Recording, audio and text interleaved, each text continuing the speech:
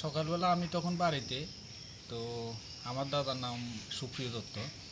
তো উনি একজন বড় কন্ট্রাক্টর। তো উনি কন্ট্রাক্টরে কাজ করেন। তো এর মধ্যে আমিও ব্যবসায়ী, আমি বাড়িতে ছিলাম। হঠাৎ সচিৎকার শুনতে পাই এইখানে রাস্তার সামনে। তো বাড়ি থেকে এবার বেরিয়ে আসি। আসার পর দেখি প্রায় 150 লোক হবে। বাইকরা কি নেগোসিয়েশন মনে হয়, হ্যাঁ, নেগোসিয়েশন কমিটি, ওরা দলবল বেঁধে এসে এখানে বিশ্রী গালিগালাজ করছিল। হ্যাঁ, আমি একজন শহীদ পরিবারের লোক, আমার যেটু শহীদ হয়েছিলেন। আর আমার দাদু একজন ফ্রিডম ফাইটার লোক। আমরা ফ্যামিলি যথেষ্ট সম্মানের সহিত বসবাস করি সমাজে। হ্যাঁ, বিভিন্ন সামাজিক কাজের সাথে আমরা সবসময় যুক্ত থাকি। কিন্তু হঠাৎ করে ওরা এসে খুব বিশ্রীভাবে গালিগালাজ, আশেপাশের লোকজন সবাই বেরিয়ে আসে। তখন দেখছিল এইভাবে অনেকক্ষণ, প্রায় আধা ঘন্টা থেকে 1 ঘন্টা হবে। ওরা অনেকক্ষণ গালিগালাজ, দাদার নাম ধরে আজে বাজে কথা বলে। হ্যাঁ, যদিও দাদা তখন বাড়িতে ছিলেন না। দাদার নাম কি? উনি ঠিকাদারি কাজ করেন। তো আমরা খুব মানে মর্মাহত এই যে বর্তমান সরকার আমাদের বিশেষ করে শহীদ পরিবারদের খুব সম্মান দেন, হ্যাঁ, খুব রেসপেক্ট করেন আমাদেরকে, কিন্তু এইভাবে আমরা হেনস্থার শিকার হচ্ছি। এটাই আমরা খুব আশাহত এবং খুব দুঃখিত যে এইসব তো আমরা আশা করতে পারি না। আচ্ছা, তো এই ঘটনার পরে আপনারা পুলিশ প্রশাসনকে জানিয়েছেন? হ্যাঁ, পুলিশ প্রশাসন এসেছিল।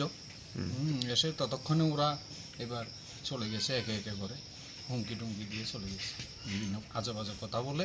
তখন ওরা একে একে করে বাইকে এসেছিল, গাড়ি করে এসেছিল। হ্যাঁ, তো আপনার নাম? আমার নাম বিশ্বজিৎ দত্ত, আমি একজন ব্যবসায়ী।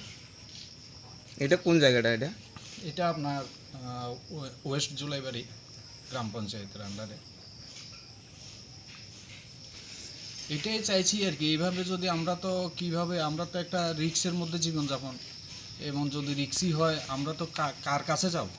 হ্যাঁ, আমরা কিভাবে নিজের জীবনটা, যে এইভাবে আমরা একটা রক্ষণাবেক্ষণের তো একটা দায়িত্ববোধ যে সমাজের, বা আমরা যারা প্রশাসন আছেন, প্রশাসনিক লোক, এইভাবে আমরা যদি দিনের বেলা প্রকাশ্য দিবালোকে যদি এইভাবে হেনস্থার শিকার হই, এটা তো হ্যাঁ, আমাদের আত্মসম্মান বলতে তো আর কিছুই থাকতো না। চাইছি যাতে এইভাবে এমন যদি প্রায় সময় এরকমভাবে হতে থাকে তো আমরা বসবাস করতে পারবো না। সুষ্ঠু বিচার চাইছি যে যাতে সুন্দরভাবে চলা যায়, সুন্দরভাবে থাকা যায়।